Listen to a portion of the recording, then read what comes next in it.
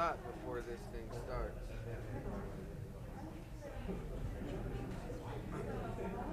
Now, I guess you could say I'm pretty stoked that we got another whistleblower going out, but I am kind of confused on the simple fact.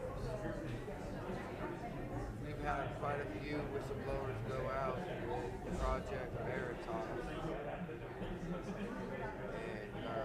there's no Senate hearings for any of it.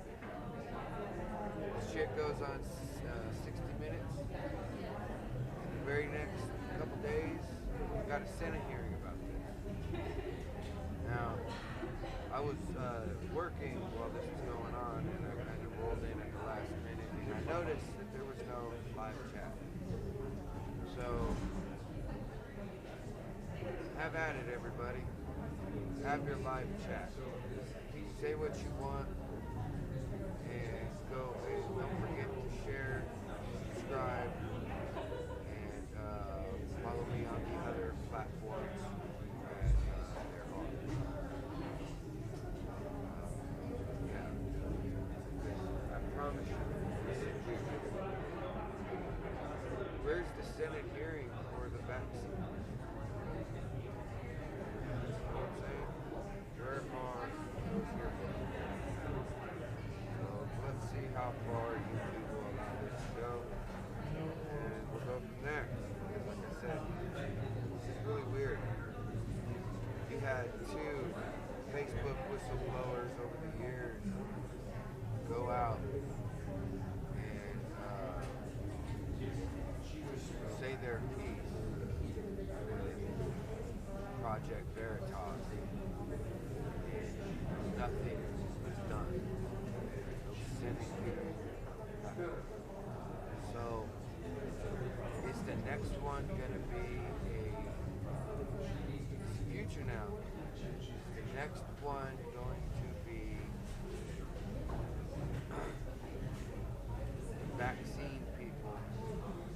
They'll have a whistleblower for 60 minutes, and then they'll have another Senate hearing. It's sad. You can tell there is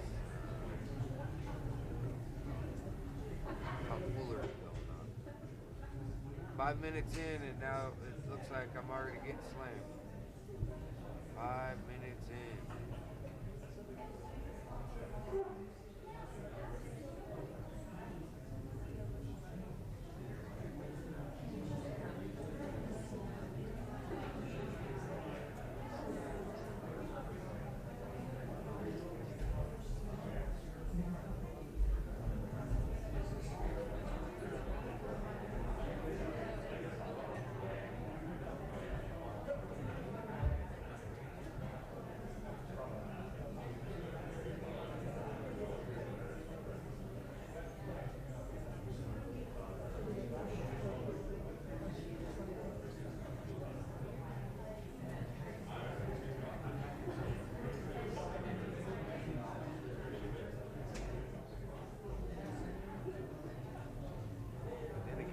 Kind of thinking, well, some of the Republicans ask the same questions, you know, what makes you think any other What do you think? Share the video, get on. It's not every day, you know, because nowadays they just kill the chat. You can't say nothing. Join up.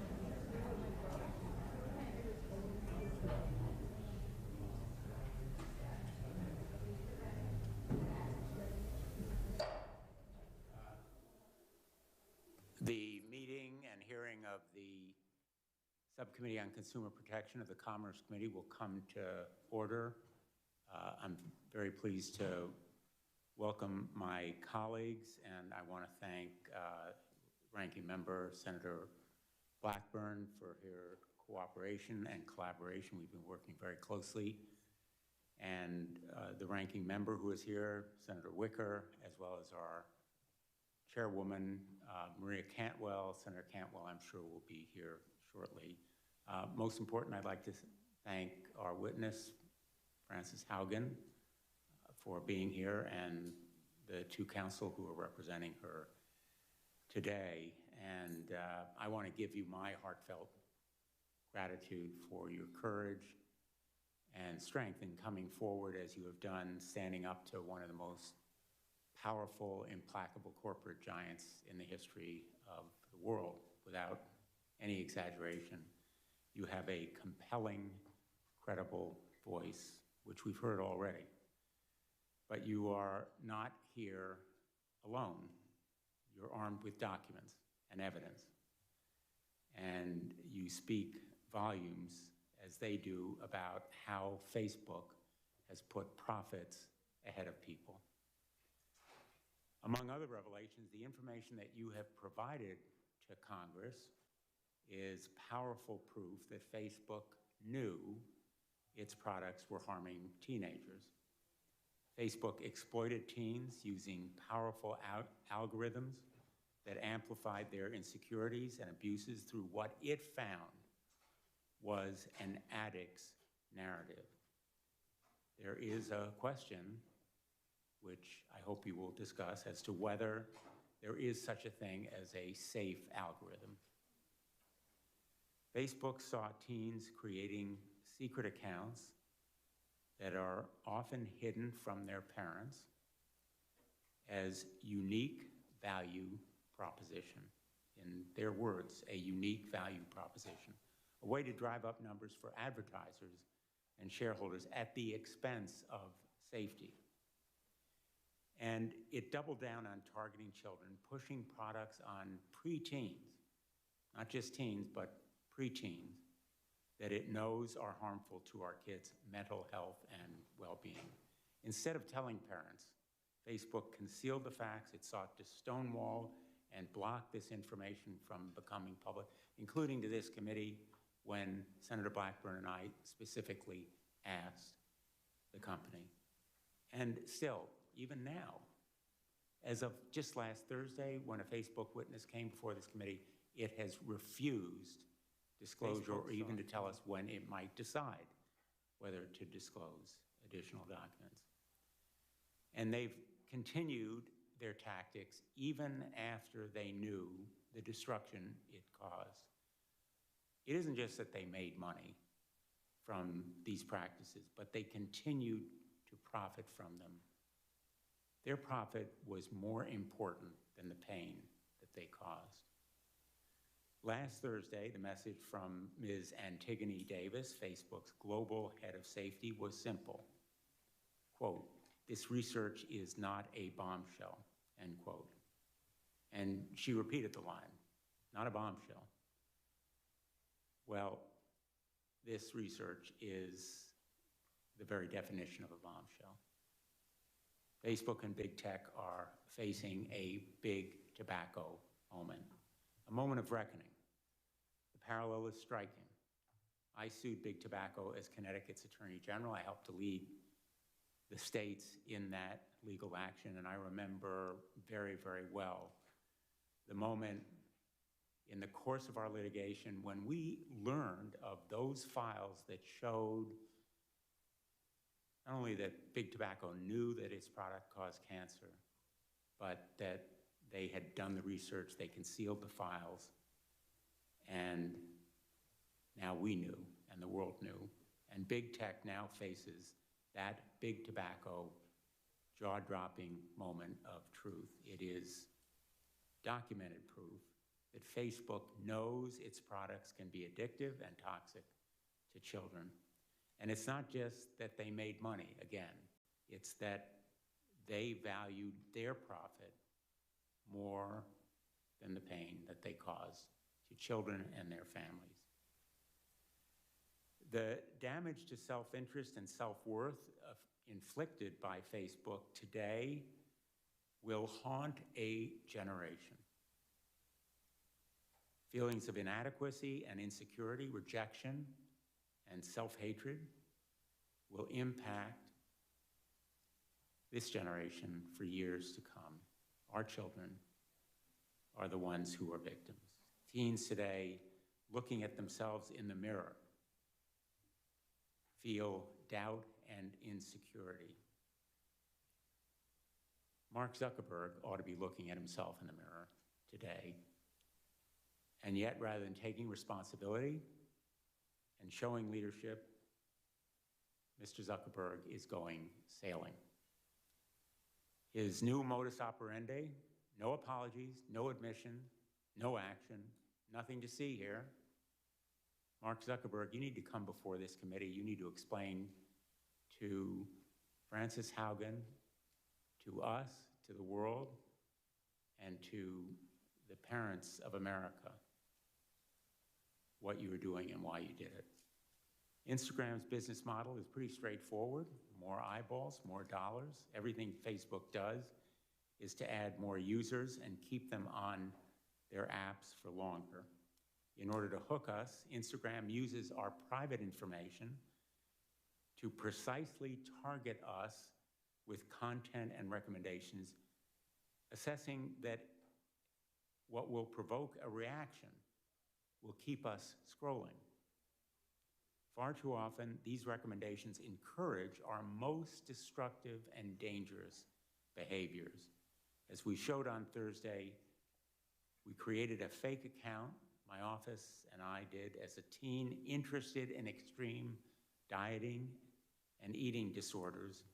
Instagram latched onto that teenager's initial insecurities. It then pushed more content and recommendations, glorifying eating disorders. That's how Instagram's algorithms can push teens into darker and darker places. Facebook's own researchers called it Instagram's, quote, perfect storm, exacerbating downward spirals.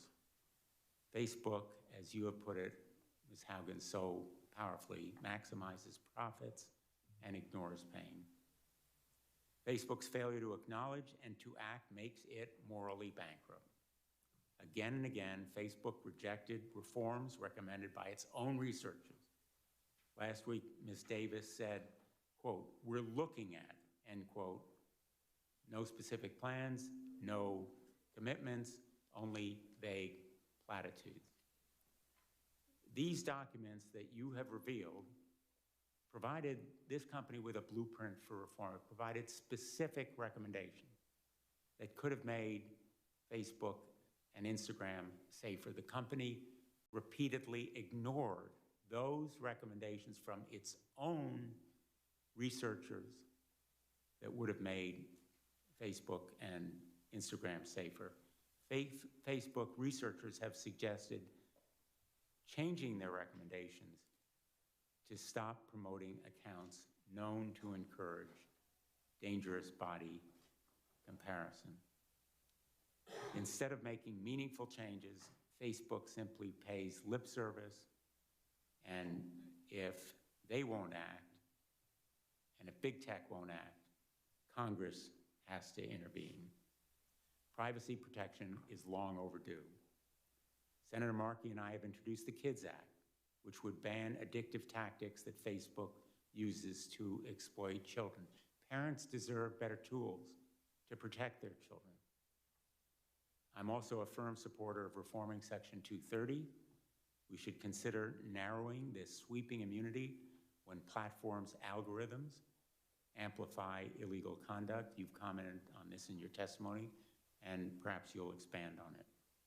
We have also heard compelling recommendations about requiring disclosures of research and independent reviews of these platforms' algorithms, and I plan to pursue these ideas. The Securities and Exchange Commission should investigate your contentions and claims, Ms. Haugen, and so should the Federal Trade Commission. Facebook appears to have misled the public and investors, and if that's correct, it ought to face real penalties as a result of that misleading and deceptive misrepresentation. I want to thank all my colleagues who are here today, because what we have is a bipartisan congressional roadmap for reform that will safeguard and protect children from big tech. That will be a focus of our subcommittee moving forward, and it will continue to be bipartisan. And finally, I'll just end on this note. In the past weeks and days, parents have contacted me with their stories, heartbreaking and spine-chilling stories about children pushed into eating disorders, bullying online, self-injury of the most disturbing kind, and sometimes even taking their lives because of social media. Parents are holding Facebook accountable because of your bravery, Ms. Haugen, and we need to hold accountable Facebook and all big tech as well. Again, my thanks to you. I am going to enter into the record a letter from 52 state attorneys general and from 2 members of the Youth Advisory Board of Sandy Hook Promise, as long as there's no objection. And I will now turn to the ranking member, Senator Blackburn. Thank you, Mr. Chairman, and thank you for entering that letter in the record that we have from our state's attorneys general. Good morning to everyone.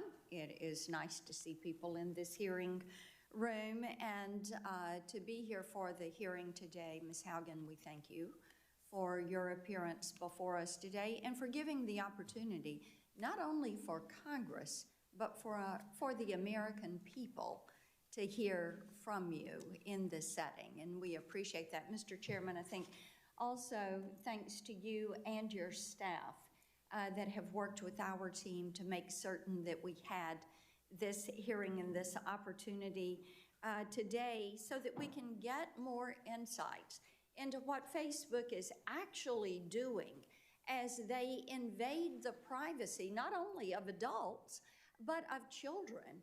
And look at the ways that they are in violation of the Children's Online Privacy Protection Act, which is federal law, and looking at how they are evading that law and working around it.